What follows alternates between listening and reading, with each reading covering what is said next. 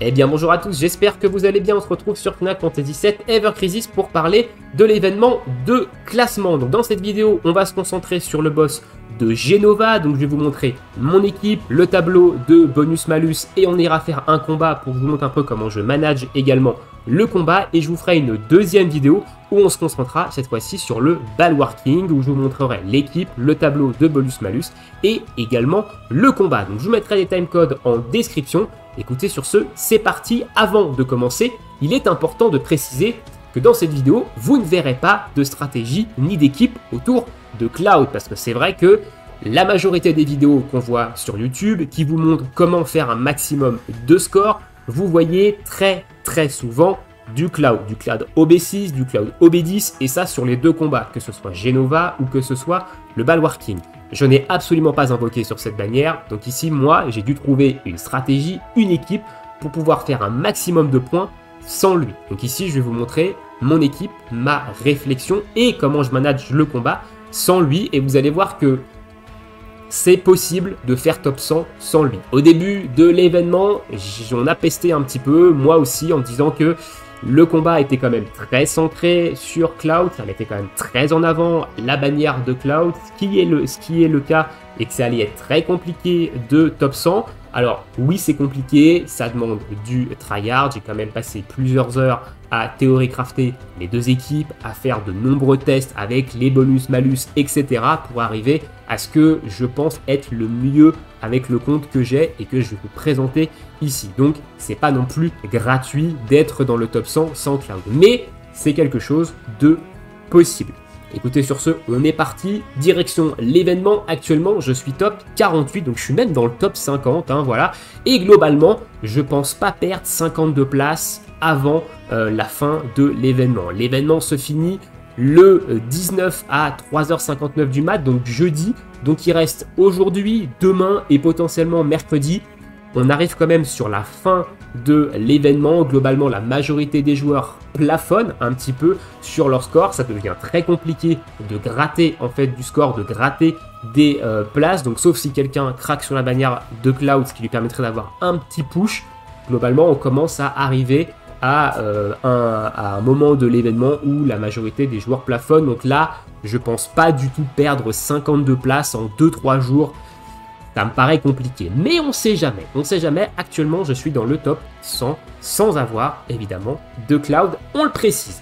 On va partir sur Jenova. Du coup, comme j'ai dit dans cette vidéo, mon équipe sur Jenova, c'est celle-ci. Donc c'est Tifa, DPS non élémentaire, physique, mono-cible. On va utiliser ici Yuffie. Sachez que Yuffie n'est pas forcément mandatory pour Jenova. Elle est intéressante, hein. Elle apporte quelque chose quand même en plus parce qu'elle permet de buffer la défense magique et de faire un petit peu de dégâts en plus. Mais elle a d'autres alternatives. On a d'autres personnages qui sont capables de mettre des buffs de défense magique. Voilà, mais c'est vrai que Yuffie apporte quand même un petit truc en plus parce qu'elle peut taper un petit peu en même temps. Mais elle n'est pas non plus aussi mise en avant dans cet événement-là que Cloud l'est. Et on va également parler de Matt. Donc Matt qui est le support healer du jeu. Alors, au niveau de Tifa, comment elle est build, à quoi elle va servir. Donc Tifa, elle est quand même assez violente. On a quand même du 7000 de P attaque, 13500 HP et surtout 170 de défense magique. Ça va être très important d'avoir quand même un DPS qui frappe, mais qui est également résistant. Donc ici, 170 de défense magique. J'ai opté pour son costume de FF9 parce que ça donne des HP, contrairement au costume de Rebirth qui lui ne donne pas d'HP. Alors j'aurais pu gratter évidemment un petit peu plus de dégâts peut-être avec ça, mais globalement si je mets ce costume là, je perds 3000 HP. Et si vous connaissez un petit peu les bonus-malus du combat de Jenova, avoir aussi peu d'HP, c'est quand même assez dangereux. Donc du coup, 13500 HP, moi c'est ce qui me convenait le plus. L'invocation, elle est là pour décorer, hein, elle ne sera jamais utilisée. Le combo ultime de Tifa, Rebirth, FF9, voilà, donc malheureusement c'est du crossover hein, ici, donc il faut l'avoir, voilà. Les matériels sont là pour les statistiques principalement, et au niveau des subs, on a Killer Hornet, l'ennemi launcher et l'Amurazame. Alors au niveau des habilités, j'éclate un peu les points sur la P attaque, hein, on est à 71 points alors que c'est 55 pour avoir le niveau 7, mais globalement c'est la configuration qui me donne le plus de P attaque et c'est pareil, vous voyez le potentiel physique, je suis à 109. Donc c'est quasiment le double de ce qu'il faut. Mais globalement, c'est ce qui me donnait en fait le plus de puissance, le plus de P-Attack sur Tifa. J'ai fait quand même pas mal de tests cela. Voilà, donc voilà comment Tifa, elle est buildée. Elle est là pour taper. Elle est là juste pour défoncer Jenova et assez rapidement. Ensuite, on a Yuffie. Yuffie qui est le sub DPS de l'équipe. Son arme de l'anniversaire qui est OB1. Et là, ceux qui ont suivi mes invocations vont dû se dire « Mais attends, tu l'as droppé qu'une seule fois, frérot. T'as réinvoqué dessus ?»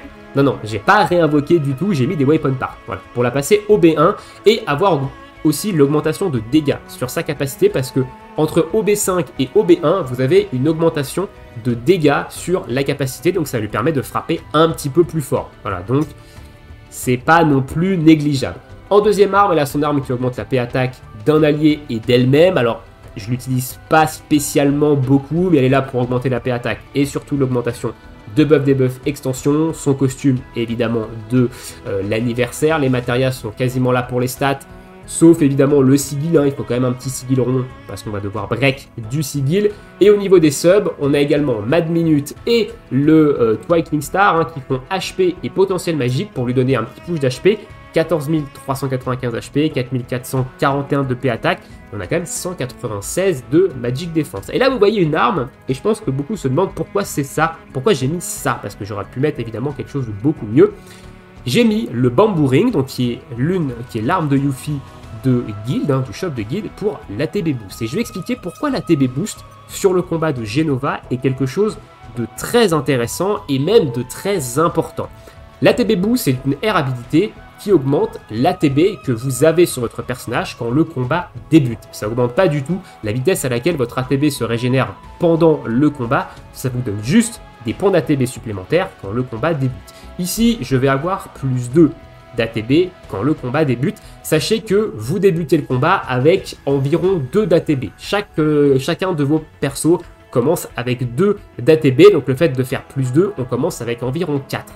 Donc 4 ATB, c'est pile ce qu'il me faut pour lancer le Razor Wings. Donc ça fait que dès le début du fight, je peux lancer le Razor Wings et du coup faire des dégâts, mais surtout augmenter ma défense magique et d'enlever en fait des debuffs de défense magique parce qu'on va le voir au niveau des bonus-malus. Je commence le fight quand même avec beaucoup de debuffs de défense magique. Donc ça va me permettre dans un premier temps ça, voilà, surtout pour ce début de fight. Au niveau de Matt, maintenant, c'est pareil, on va retrouver dans ses subs cette histoire d'ATB Boost, mais un ATB Boost de niveau 2, parce que Matt, il va falloir qu'il soigne, et les soins, ça coûte plus d'ATB que les attaques. Donc ici, vous allez voir que j'ai monté un petit peu plus l'arme ATB Boost pour avoir 2,5 et me permettre de soigner avec la Prime Number d'entrée de combat également. Donc Matt, c'est le support de l'équipe. Il a 10 254 HP, ce qui est très très bas. Et c'est là où il va y avoir un petit peu de RNG sur le combat de Jenova. C'est qu'il ne faut pas que ce soit la cible de son laser mono-cible en début de fight. Si c'est Matt qui est ciblé, malheureusement, on va peut-être devoir recommencer le combat parce qu'il risque de crever instantanément. Voilà, du fait du manque de PV. Il a 2300 de heal, 196 de défense magique également. Donc son arme de guild qui elle est OB6 qui donne de la MDF All, qui est très intéressant ici pour augmenter la défense magique de toute votre équipe. Donc on est sur un 27. Donc 27 c'est un niveau 4, on gagne 30% de défense magique sur l'équipe, ça fait 30 points de défense magique sur tous vos personnages, ce qui est plutôt cool. Mais pas que, parce qu'il a également une autre arme en sub ici, qui fait qu'on est sur un niveau 5 de défense magique, ce qui est le maximum, et je donne 40 points de défense magique sur toute l'équipe, donc ce qui est quand même pas négligeable. Les matérias sont quasiment là que pour l'augmentation de statistiques. Son costume, évidemment, HP Heal, qui est son meilleur costume actuellement en jeu pour un mat support. Dommage qu'il ne soit pas dans la boutique, évidemment, de sélection de costumes, parce qu'il est sorti après fin avril. Au niveau des subs, on retrouve une nouvelle arme de guild aussi OB6, qui est l'Umbrella, donc qui est l'arme de Iris, pour l'augmentation de défense magique sur tout le monde. On retrouve également l'arme de Cloud du demi-anniversaire pour la P-Attack All, ici, qui va venir augmenter notamment la P-Attack de Tifa, ce qui lui permet de monter très très haut. Et on retrouve ici une nouvelle arme de guild qui est l'arme de Sephiroth, qui elle est montée par contre niveau 110. Je l'ai montée niveau 110 tout simplement pour avoir un niveau 2 dans l'ATB Boost pour avoir les 2,5 d'ATB au début du combat, ce qui je pense est le minimum. Si vous avez qu'un niveau 1, étant donné que l'animation de Matt est quand même assez longue globalement pour le soin, avant que le soin arrive, plus 2 c'était pas spécialement suffisant. Il faut au minimum un 2,5 sur lui. Voilà, donc c'est pour ça que je l'ai monté niveau 110 en étant 5 étoiles. Ça me permet d'avoir les 12 points divisé par 2, on est à 6 et on est sur un level 2. Voilà un petit peu en ce qui concerne Matt et l'équipe. Au niveau des Battle Effects maintenant. Donc au niveau des Battle Effects, on a tout au maximum. Alors je me suis d'ailleurs trompé ici, on est sur du 200%. On a tout au maximum hein, ici au niveau des buffs et vous voyez que on va start le combat avec moins 5 de défense magique, avec moins 10 000 HP, donc ça veut dire que vous prenez 10 000 HP en moins dès le début du combat, c'est pour ça qu'il faut avoir beaucoup plus de 10 000 HP également, et globalement ce qui n'est pas au max c'est les HP, donc les HP ils sont pas au minimum, ils sont à 200%, voilà, donc 200%, c'est quand même relativement correct. Alors, j'ai fait des tests entre 500%, 200%.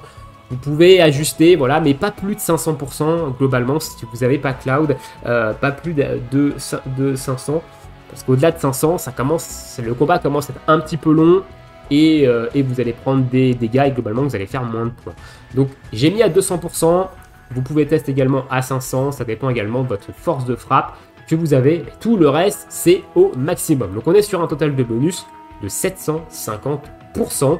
Et écoutez, on va aller se faire le petit fight. Je vais vous montrer un petit peu comment je manage le fight. Alors c'est un fight managé de manière un petit peu chirurgicale. Hein. Ici, c'est vraiment, je connais vraiment le combat, j'ai fait, refait. Donc je sais vraiment comment manager le fight. Donc déjà, on cible ici un as. On passe en posture défensive, on reste en posture défensive ici, et vous voyez que Matt, c'est celui qui a été ciblé en premier, donc je suis mort. Je vais devoir retry, parce que c'est Matt qui a pris le laser. Le laser de Jenova, c'est aléatoire. Il n'y a pas de contrainte particulière. Des fois c'est Matt qui prend, des fois c'est un autre perso. Là c'est Matt qui a pris. Malheureusement, l'animation de soin étant un petit peu longue, et il n'a pas beaucoup d'HP, donc il a pris également le laser. Donc on retry. Donc on cible le garde. On switch sur Matt, position def. On reste en position def, voilà, que le laser part. Ici, hop. On re-switch en position d'attaque. On attaque ici. On surveille Jenova, voilà. Elle refait son laser ici. Et c'est parti. Donc le but c'est de buter en fait ce premier garde ici. Et de ne pas toucher à Jenova. Donc là elle fait son charge.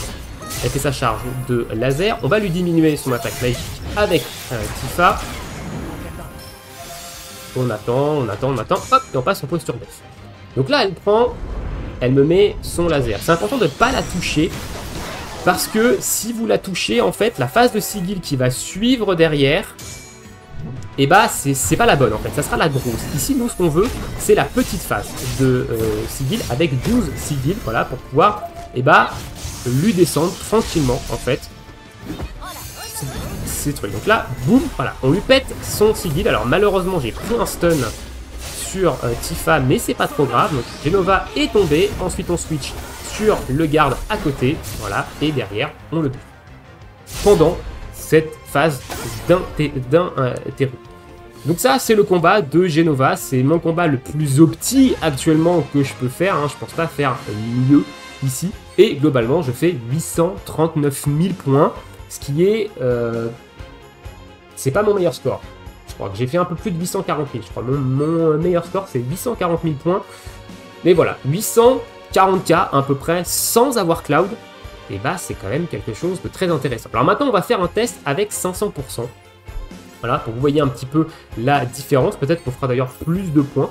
Mais ça dépend évidemment de votre opti. Mais le problème avec 500%, c'est que le garde de droite, je ne le tue pas avant la phase de Sigil. Contrairement, en fait, au 200% où je tue son garde.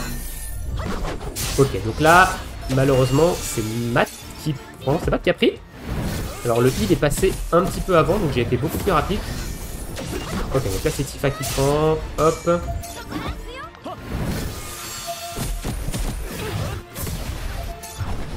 Là, elle charge son laser, donc vous voyez, il est à un peu moins de 50% de vie.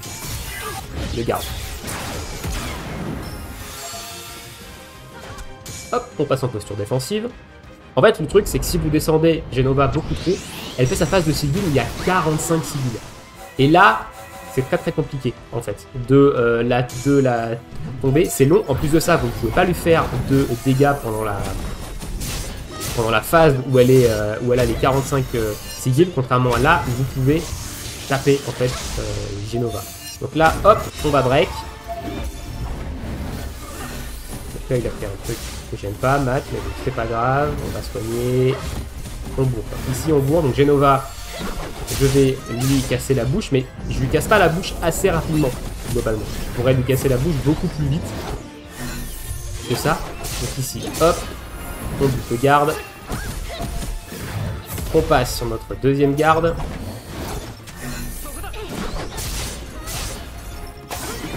Et vous voyez que c'est quand même un petit peu plus long. Et globalement, j'ai plus de ça, j'ai plus de buff de P-Attack sur Tifa. Ce qui est quand même assez long. Et là, je vais prendre une plunge. À moins que Tifa bute le garde ici. Voilà, donc juste avant la plunge en plus de ça. Donc c'est quand même plutôt long. C'est plutôt long et je pense que là, je vais faire moins de points que mon try d'avant. Ah non, j'ai fait plus, my bad. Et en plus de ça, j'ai battu mon record.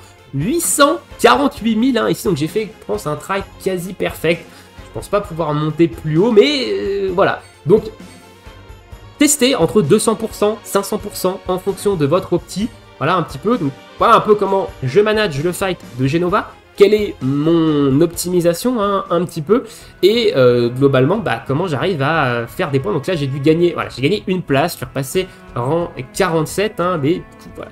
Écoutez, on va se laisser là pour cette petite vidéo. Je pense que je vous ai tout montré, mon équipe, l'optimisation de chacun des personnages. Alors, évidemment, cuisinez un petit peu avec ce que vous avez. Hein. On n'a pas tous le même compte, on n'a pas tous les OB sur les armes aussi. Les armes de guilde sont quand même assez présentes. Donc c'est vrai que si vous avez une guilde où il y a eu un peu moins de classement durant les derniers guild rankings, peut-être que vous avez focalisé les mauvaises armes de guild.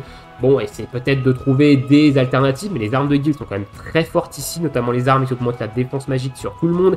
Et les armes d'ATB Boost sont également plutôt cool ici, hein. Elles apportent quelque chose de très intéressant sur Jenova.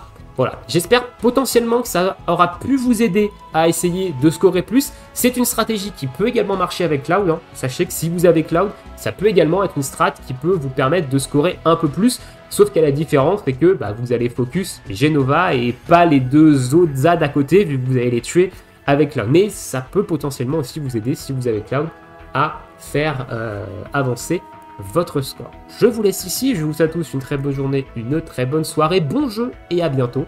Ciao ciao.